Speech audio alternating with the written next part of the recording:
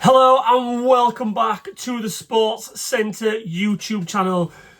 So we're talking football today, the saga of the summer, the transfer that just keeps on rumbling on. It's Alexander Isak, it's Newcastle, and it's a bit of Liverpool. Isak's released a statement, and most of you have probably seen it, but we're going to kind of chop and dissect it a little bit today. And the main point of this video, which I'm going to get to towards the last stages, will be that Newcastle replied to this statement, and in my opinion, really fucked up here, basically. But let's have a look at what Isak's had to say first. So we've got his statement here. Alexander Isak, he didn't attend the PFA Awards last night. He was in the Team of the Year, but he chose not to go. Now, personally for me, I don't agree with that. Although he said, yeah, because of all the noise around me, because of the circumstances at the moment, I didn't think it was right. But this is from last year. You was one of the best 11 players of last year. So therefore, I think he should have gone personally. But look, it's by the by. The guy chose not to go. He's keeping a low profile, shall we say. He goes on to say, first and foremost, I want to thank all my teammates. And he's kept quiet for long enough. Interesting, the fact that he's come out swinging. I've kept quiet for long enough now. I've allowed others to do their talking and give their own versions of events, even though this does not reflect what's being agreed behind closed doors. And again, he's literally gone in at Newcastle for the jugular and basically saying, you guys have agreed something. This is what I believe anyway, and you guys let me know your version of it in the comments. But it sounds to me like Isak, similar to Harry Kane the other year, where apparently there's been some sort of agreement, gentleman's agreement we all like to call it these days, put in place. And if what we're reading with Isak is true, Newcastle have not adhered to this agreement that has been made. The reality is that promises were made. The club have known my position now for a long time. And what's happening is misleading.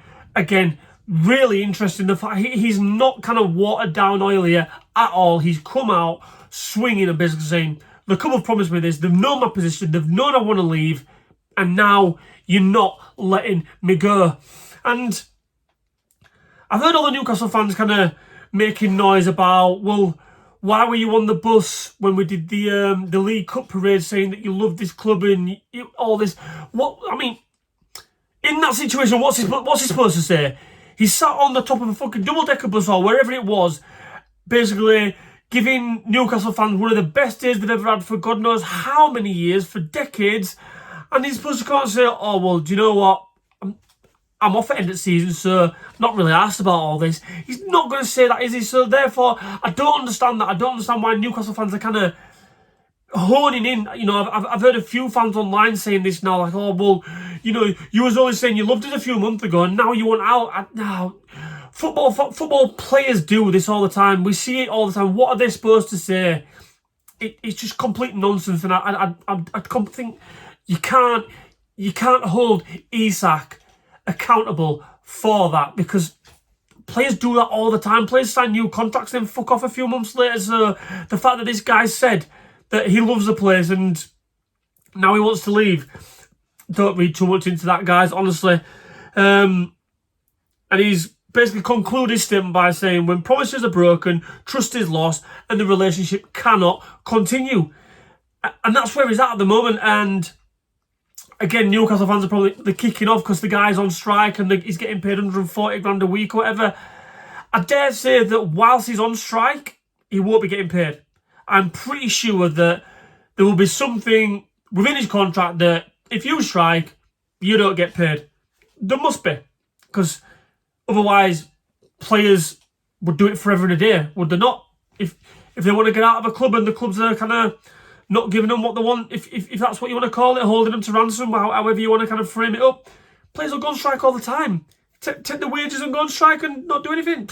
Yes, please, we'd all fucking do it, wouldn't we? So I dare say Alexander Isak won't be getting paid right now. So for those fans that are going, well, Newcastle are paying him, they won't be paying him. I'm pretty sure of that. But this is what's interesting for me.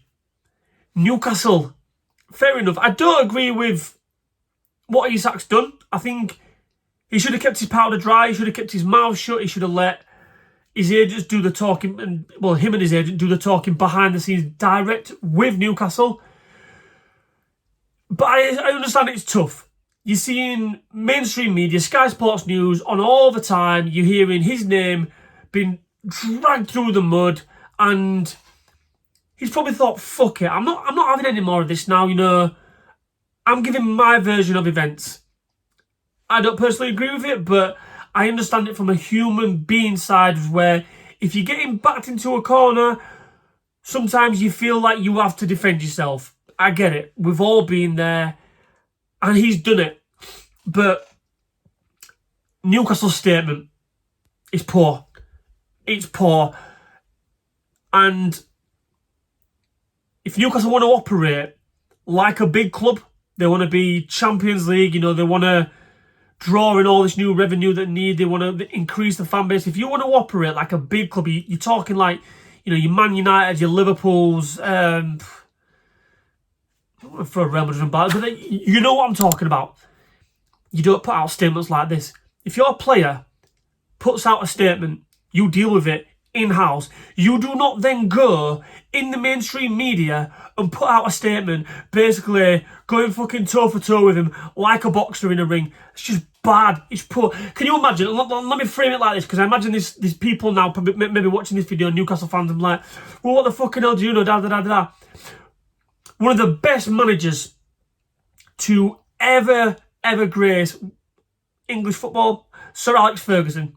Can you imagine him doing this when he was in charge at Man United? Can you and give an example of Wayne Rooney?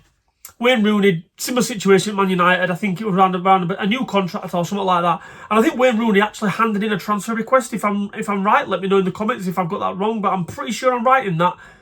And basically, Sir Alex Ferguson just like, I'll deal with it. Basically, got it sorted out. Said to Wayne Rooney, "You're not fucking going anywhere, boy." And what happened? Wayne Rooney put pen to paper on a new Man United contract, scored a few goals, all were forgotten, and this move where he potentially was going to go to Man City just drifted away into thin air. And that's exactly... Newcastle, similar, should have been dealing with it like that. Very similar in terms of, right, get this fucking knobhead in, i.e. get Isak in, let's have a chat with him, or get him on the phone, get him on a Teams call or whatever, and let's deal with this in-house. Not putting out a post basically saying they're disappointed by a post put out by Alexander Isak this evening, and basically defending themselves, saying that promises weren't made. It just shows I'm not going to say lack of class, but it's like playground shit, isn't it? It's literally, it's like going tit for tat in a playground. And I don't know how the Newcastle fans feel about this. I've got a good mate, Carl, who I will speak to about it. But for me personally, and fair enough, I'm a Liverpool fan and I want Isak to join us, but I'm coming from a point of view of how I would want my club to operate. And we've been in similar situations, you know. Phil Coutinho wanted to move to Barcelona, and we just thought, and Coutinho did a similar thing to Isak. I think this was midway through the season. He had to miss a couple of games because he had a back injury. We all know the thing around back injuries, that they're hard to prove, aren't they? And so therefore it gets you out. And eventually we use it to our advantage, because we knew Barcelona wanted Coutinho, and we thought, do you know what? Fair enough. If he wants to go, let's let him go. But we'll just drive up the price. And that's all Newcastle need to be doing now. That is all Newcastle need to be doing. If they knew that Alexander Isak, let's say in January, 6 months ago, call it, wanted to leave. He was like, right, this is going to be my final season. I want to go in the summer. Newcastle have had that window of opportunity to get all their ducks in a row and be like, right guys, we need options A, B and C on the table for who we are going to sign to replace Alex. And whilst we're looking at that, let's fix a price. Newcastle said 150 million. We all know it's probably going to end up being about 130 million. So like 120 with 10 million add-ons or whatever. But you've had time to do this, Newcastle. You've had time to do it and you've fallen flat on your face. And I know they've tried this summer and Ekatike joined Liverpool. I think Sesko that was in for went to Man United. But you should have known this before. You know, players get tapped up. Clubs talk to agents who then talk to the players. So they should have been sounding out these people and be like, right, okay, we want to buy you. Well, we want to buy your players, Mr. Agent or Mrs. Agent. Is he interested in coming to Newcastle? This is our package. Let us know. Let's sound it. Let's put some feelers out there. And it seems to me like Newcastle just left all their business right to the last minute, i.e., you know, this transfer window. And they'll be like, right, who do we want to go for? Who's strikers in the market? Ekatike, oh, he's gone to Liverpool. Sesko, he's gone to Man United. And they're just gone down like that rather than thinking, you should have done all this months and months and months ago if you knew, which it sounds like you knew Isak was going to leave. And putting that together with releasing this statement that basically going toe for toe with a player that's under contract with you, it just shows it's really fucking poor from Newcastle Football Club. Really poor. And once they get this dealt with, I think personally, this is how it's going to go. Newcastle are going to get Vissa.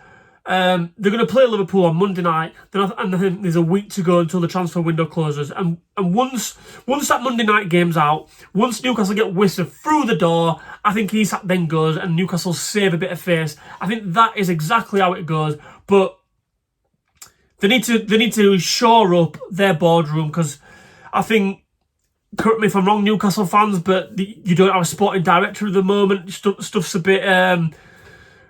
there's a few bums not on seats, shall we say, on that board table at the moment where you need to be looking at recruiting. And I think that is where Newcastle are lacking. And it shows with how they've dealt with this situation. But let me know in the comments what you think about Isak's statement, what you think about Newcastle's reply. Do you agree with me that it's all a bit fucking tit for tat and all a bit kind of child's play at the moment and they just need to kind of be dealing with this in closed doors and get it dealt with as soon as possible? Let me know in the comments what you think, guys. Give us a thumbs up if you like the video and don't forget to hit that subscribe button. I'll catch you in a bit.